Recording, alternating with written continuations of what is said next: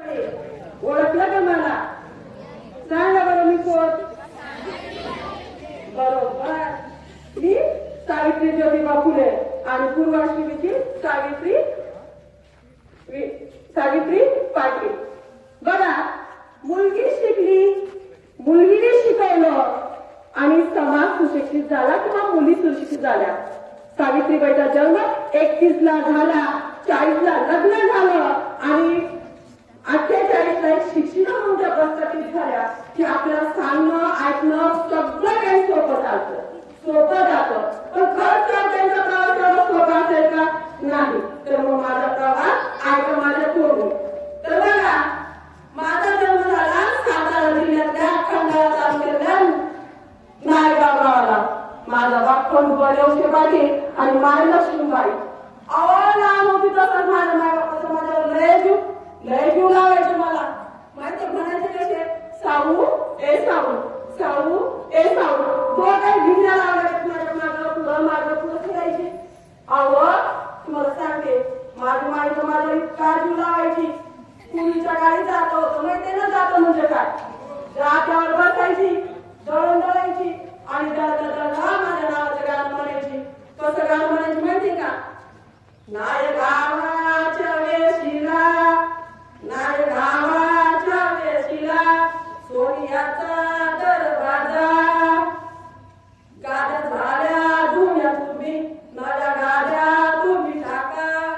बापाच्या धोतराला दती साऊ बघी कसा, बापाच्या धोतराला दती सावित्री कशी बघा. असं म्हणायची आणि माझं कौतुक करायची. हिवाळ्याच्या बाजाराला जायचं. तुम्हाला माहिती आहे का, नायगावला हिवाळ्याच्या बाजार होतो आणि मी पण जायची माझ्या बापाचं धोतर धरून मायला धोतर धरून आणि माझ्याकडे मी माझ्या मायसोबत. माझी माय कशी म्हणते, सावित्री तुला काय खायचं? मी माझ्या मायला असं म्हणते. माझी माय बोलतीये म्हटलं, आई मला ना जिलेबी खायची. माझ्या मायने काय केलं, त्यातला नाही एवढा मोठा पावसाळा कपडा आणि तिला माझ्या हातात.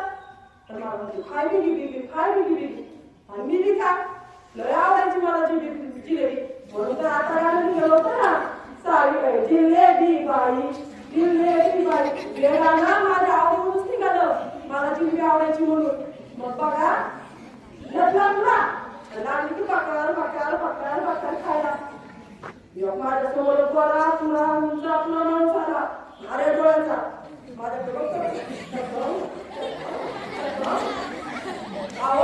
बघतोय मला म्हणतो कसा, माझ्याकडे बघून, बेबी हे खायचं नाही, बेबी हे खायचं नाही.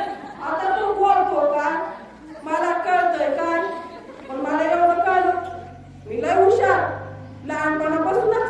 मला कळलं हा आपल्या म्हणतोय म्हणजे खायचं नाही.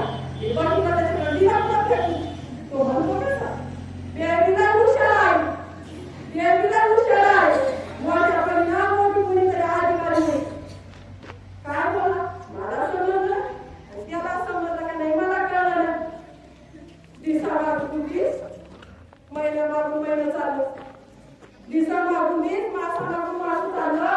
मी हळूहळू चंद्रला वागत्या तशी मोठी व्हायला लागली. मी 7-8 वर्षाची झाली असेल. बघा, माझ्या बापाच्या मागं माझ्या माईने तुंग लावलं. आता काय बरं तुंग लावलं असं माहिती का तुम्हाला? सांगू शकता का कोणी? बघा, माझ्या माईने माझ्या बापाच्या मागे तुंग लावलं. लगीन करा, सावित्रीचं लगीन करा. मला काय बी करायचं नाही, भांडुकीचा खेळ खेळायचं. लगन काय लगीन काय. बघा गोष्टी कशा करतात. आमच्या बाजूला गावची सगुणाबाई आली होती माझ्या बापाकडं. तिने सांगितलं पुण्याचं स्थळ आहे गोविंदरावच्या पोराचं. म्हटलं पोरगं नाही करतात गाडी, देता का तुमची पोरगी? माझा बा गेला बघायला. बाई काय सांगायचं, बोलत पुण्याची गाठ पडली, आमचं लग्न जमलं. मग काय लग्नाचा घाट झाला. 5 दिवस लग्न चाललं आमचं. किती दिवस? आता सगळं संगीत झालं, हळद झाली, मेहंदी झालं, गाव जेवण झालं, शेवटी लग्न झालं.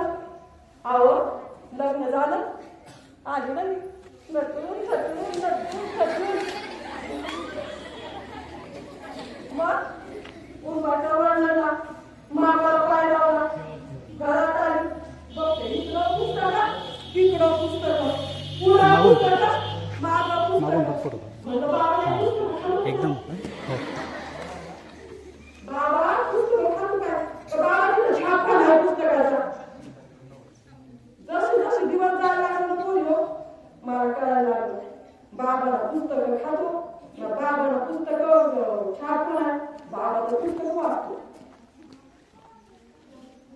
नाव्याचे दिवस सरले घर कामाला झुकली एक दिवशी अशीच मी माझ्या घरात काम करत होते आले ना शेठजी शेठजी म्हणजे कोण ठावाय ना आमचे हे आले मला कशी म्हणतात सावित्री ए सावित्री घाबरली ना पाय झाला बाई एवढं वाढायला आली मी पदर घेऊन असा पुरका घेतला उभं राहिली म्हटलं काय म्हणता मला म्हणलं सावित्री समाजातल्या पोरीची आईबाईची लय बरोबर होती त्याचं जीवन लय अंधकारमय झाले मी मला काय करते अंधकार का उजेड का डायना का मग म्हटलं काय म्हणायचे तुला मला म्हणतेच कसं आपल्याला काहीतरी करायला पाहिजे मला हसायला यायला लागली मला काही येत नाही या पोरीचं मी काय पाहणार तेवढ्या माझं सासरा आलं बाहेर म्हणतं कसं ज्योती ए ज्योती गेलं बाहेर मला लय आनंद झाला सुटले बाबा एकदाचे विषय तिथं थांबला जूनचा महिना लागला पाऊस पडला पेरण्या सुरू झाल्या आम्ही शेतात गेलो पेरायला माझ्याबरोबर फातिमा शेख नंतर सगुणाबाई मी 4-6 माणसं कामाला काम करत होतो पेरणीची कामं चालली होती गाण्यावर गाणे म्हणत होते ज्योतिबाला काय खटका पडला काय आलं माझ्याकडं अशी मोठी काठी हातामध्ये मला तर म्हणलं सावित्री सावित्री अयो मला तिथली काठी मोठी माझं काही चुकलं तर नाही बाबा माझं कंबर मोठं का काय गेली लगी बघी म्हटलं काय मला म्हणतात हे बघ हे बी आज आपण पेरू तेव्हा उद्या याच्यातून एक जोमदार पीक बाहेर येईल उद्याला कंस लागतील दाणे भरतील आणि या समाजातला खायला भेटत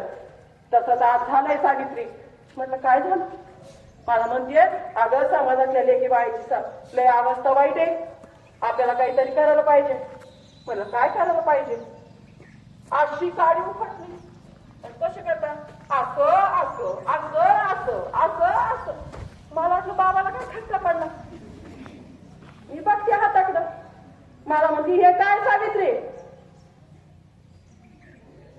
काही समजलंच नाही म्हणलं काहीतरी अर्धे गोल काढले त्याला आडवी रेष मारली आणि उभी रेष मारली बाकी काय नाही मला म्हणलं सावित्री हे आहे म्हणलं हा चल आता मला माहित नाही कसं ना कसा म्हटलं हे आहे म्हटलं ठीक आहे म्हटलं तुला शिकायचं म्हटलं मला येणार नाही अहो 20-25 किलोच्या भाकऱ्या सांगितल्या त्या आपल्या तेव्हा आल्या तरी मला त्यांच्या घरावर धुनायचे धुई जाणार आपत असतं गुण तुटला असतं पण हे शिक्षण माझं पिंड नाही मला तर सावित्री तुला शिकावं लागलं शिकून सांगितलं समाजाला की बाळाला शिकवावं लागलं मी म्हणतो बघ जमलं मला म्हणजे गाडी काढतो मी अशी मारते अहो मला काही जमना 8 दिवस गेले घरी गेली का पाठी खडू शेतात आली का काळी जमीन माझी वडी पोचतात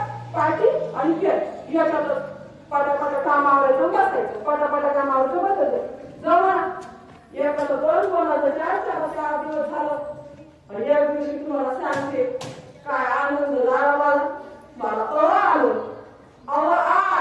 माझ्याशी अक्षरं बोलायला लागली मला अक्षरा एवढी मोठी दिसायला लागली लय आनंद झाला मी मोठ्याने वरडले शेठजी आलं शेठजी वाटले इच्छुक चावलं की काय शेठजी आलं शेठजी म्हणतात काय सावित्री म्हटलं अहो मला वाचता यायला लागलं मला लिहिता यायला लागलं शेठजी म्हणतात मला हीच अपेक्षा होती चल सावित्री आता एक काम करू काय समाजातल्या पोरी लेकी बाईला शिकवायचं म्हटलं अहो समाजामध्ये शिक्षण म्हणजे पाप मानलं जातं.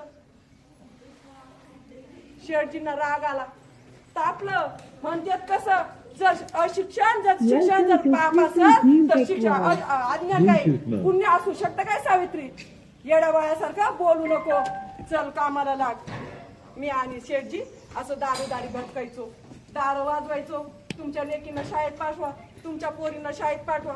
अहो लोक आमच्या दारावर दडकन दार बंद करून द्यायचं तोंडावर, म्हणायचं हे खुळा या खेळ तुमच्या घरी जावं तिकडे करा, आमच्या पोरी येणार नाही. पण 4-6 लोक समजदार होती, त्यांनी म्हटले ठीक आहे आम्ही विचार करू. असं म्हणलं. 1 जानेवारी 1848चा दिवस उगला, आमच्या आयुष्यातला सगळ्यात मोठा दिवस.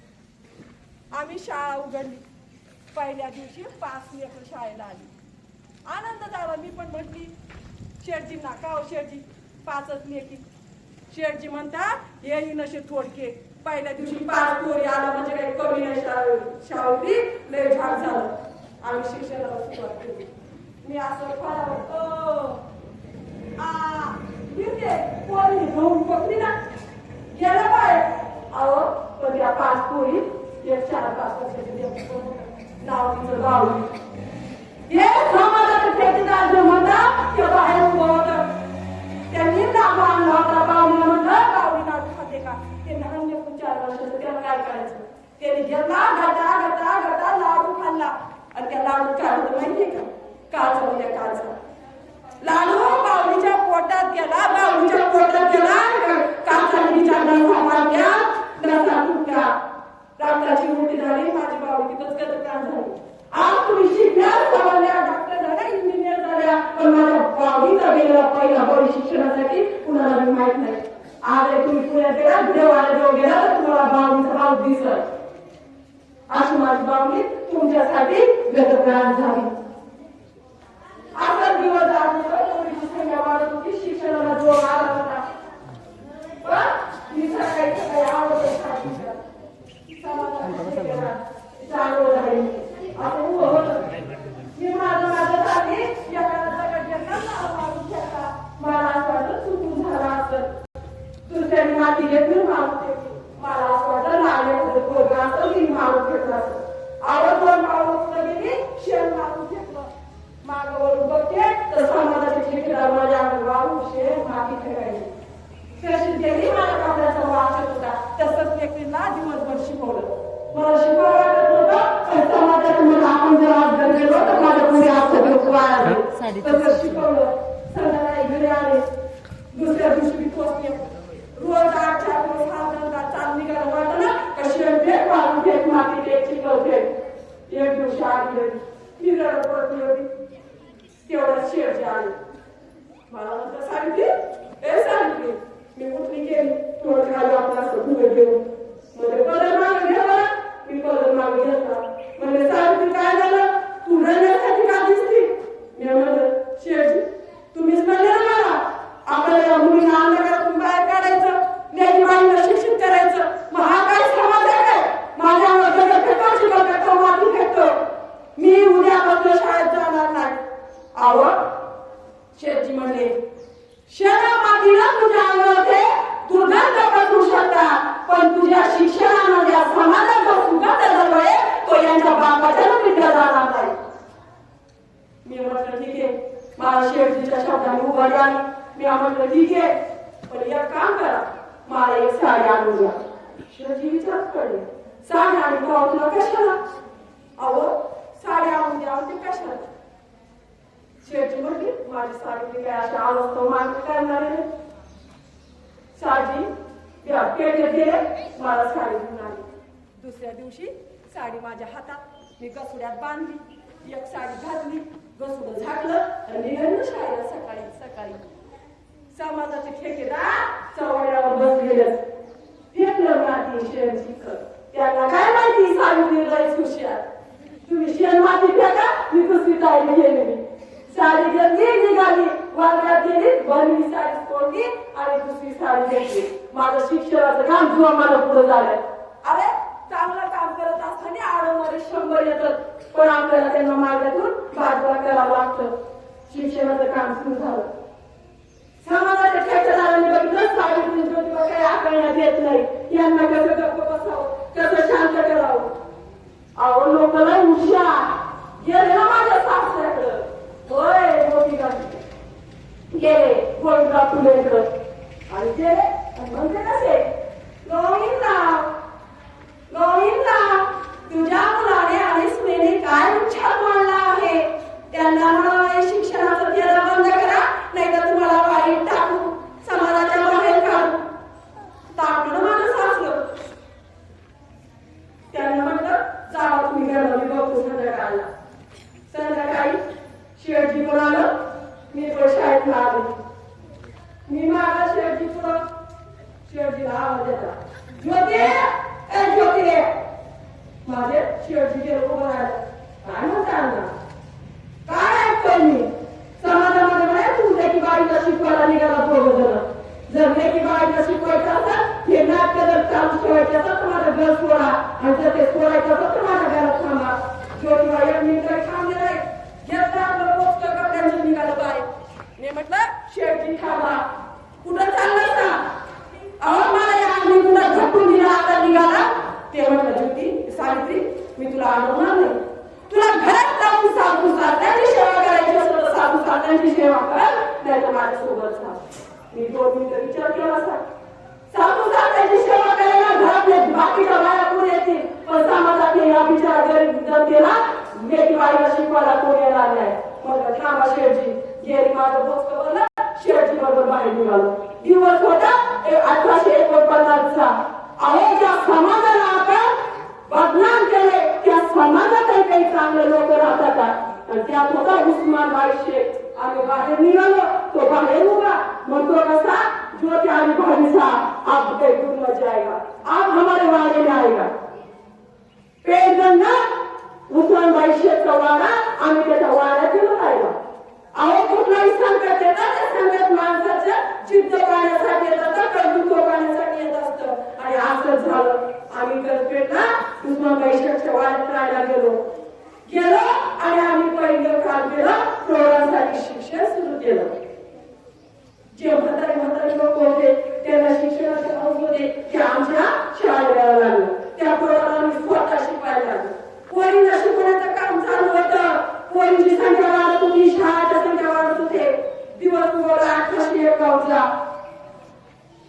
जॉर्डन आले आमच्या शाळेला भेट द्यायला. आले, शाळेचं वातावरण बघितलं. 1851ला ते भारावून गेले. असं कौतुक केलं. म्हटलं बाय मानलं तुम्हाला. ते गेले. 1852चा कालखंड सुरू झाला. 1852 मध्ये मेजर कॅन्डी आले. अहो मेजर कॅन्डी आले, त्यांनी आपली शाळा बघितली, सगळं बघितलं. आमच्या दोघं नवरा बायकोचा लय मोठा सत्कार केला. सत्कार करून थांबले नाही. आमच्या शाळेला त्यांनी पुस्तकं भेट दिली. पुस्तकं भेट देऊन पण थांबले नाही. दर महिन्याला 25 रुपयाची आमच्या शाळेला निधी द्यायला लागले. आणि पुढे जाऊन त्यांनी हळदी 75 रुपये केला. तुम्ही म्हणाल 25 आणि 75 रुपये काय. अहो पण त्या शाळामध्ये 25 आणि 75 रुपये काय म्हणजे आता दिवस जाग होते. 1852 झाला होता. समाजामध्ये अहो खालची जात, वरची जात, आमची जात, तमची जात, अशा जात्या जातीमध्ये लोक विभागली होती. मला एक कल्पना सुचली. मी काय केलं, जानेवारीचा महिना होता, संक्रांती आली होती. संक्रांतीचा विचार केला. दुसऱ्या दिवशी म्हणलं